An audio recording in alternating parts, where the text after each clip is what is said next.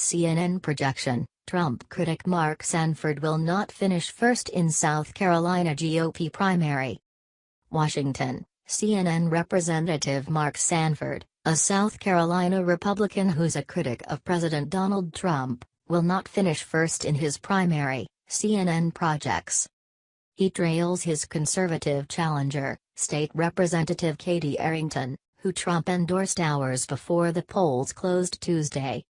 The best-case scenario for Sanford is that Arrington finishes below 50% and the race heads to a runoff, which would take place June 26.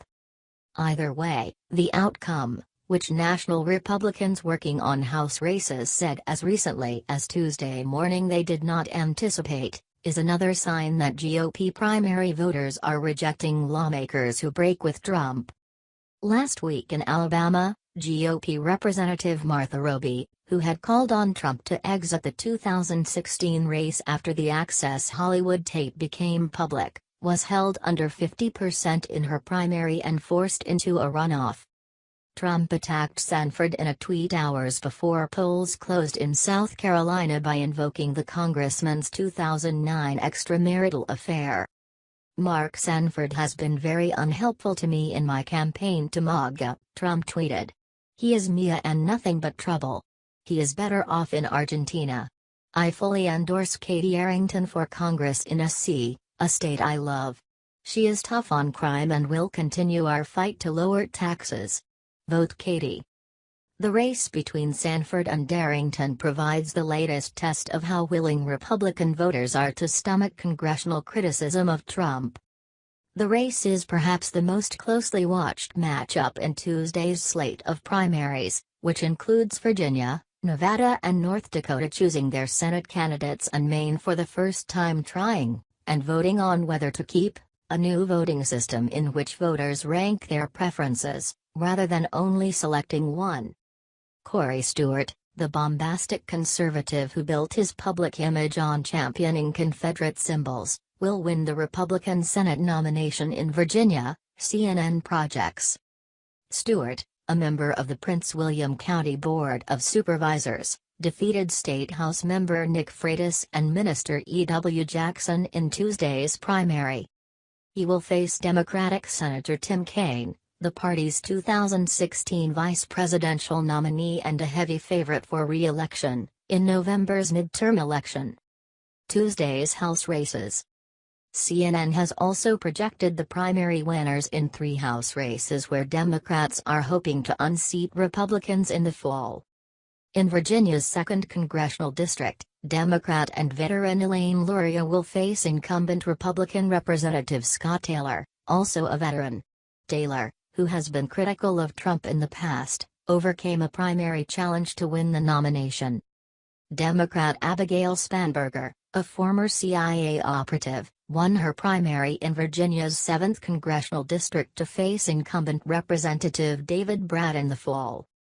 And in Virginia's 10th Congressional District, State Senator Jennifer Wexton won the Democratic nomination to unseat Republican Representative Barbara Comstock, who also overcame a primary challenge.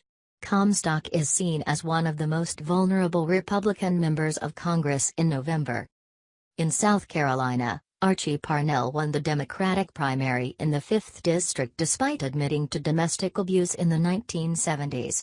Local, state and national Democrats have called on him to drop out of the race in the Deep Red District and said they wouldn't support him if he won. In Nevada, the parties will choose their nominees in 2 competitive open seats. In the 4th District, vacated by retiring Representative Reuben Kiyuen, 2 former congressmen, Democrat Stephen Horsford and Republican Crescent Hardy, are the favorites. And in the 3rd District, philanthropist Susie Lee is favored in the Democratic primary, while Republicans could choose Danny Tarkanian, the son of the legendary UNLV basketball coach Jerry Tarkanian, who dropped his Senate bid at the urging of Trump. 3 states pick Senate candidates. The Senate landscape is becoming more settled Tuesday night as well. As expected, North Dakota Republicans chose Representative Kevin Cramer to challenge Democratic Senator Heidi Heitkamp. In Nevada, Democrats are set to nominate Representative Jackie Rosen to take on Republican Senator Dean Heller. Both primaries were sleepy, but the 2 states will be among the nation's most competitive Senate battlegrounds in the fall. Governor races take top local billing. In South Carolina, Republican Governor Henry McMaster, an early and vocal supporter of Trump who replaced former Governor Nikki Haley, fell short of 50% and is headed to a June 26 runoff with the second-place finisher, businessman John Warren. Democrats, meanwhile, nominated State Representative James Smith, a Joe Biden ally, to take on the Republican winner. In Nevada, the race to replace outgoing Republican Governor Brian Sandoval features primaries in both parties. Democrats will choose between 2 Clark County commissioners, Steve Sisolak, a moderate backed by former Senator Harry Reid, and Christian Cigliani, who was endorsed by Hillary Clinton and is a woman, which has proven to be a decisive advantage in earlier Democratic contests this year. Republicans, meanwhile, appear poised to nominate Adam Laxalt, the state's attorney general and the son of former New Mexico Senator Pete Domenici, and Michelle Laxalt, the daughter of former Nevada Governor and Senator Paul Laxalt. He faces a field of candidates that also include State Treasurer Dan Schwartz.